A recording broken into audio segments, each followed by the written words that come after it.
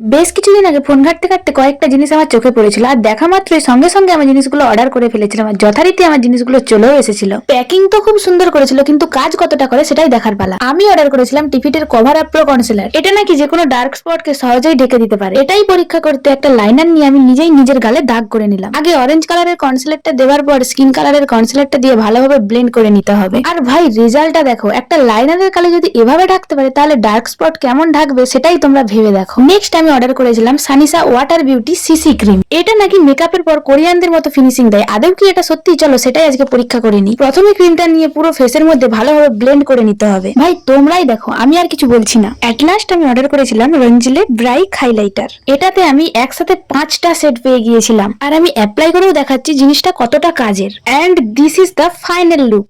প্রোডাক্টের লিংক আমি ডেসক্রিপশনে দিয়ে দিলাম, চাইলেই পারচেস করে নিতে পারো। আমার তো জিনিসগুলো দারুণ লাগলো, তোমাদের কেমন লেগেছে অবশ্যই কমেন্টে জানিও। টাটা।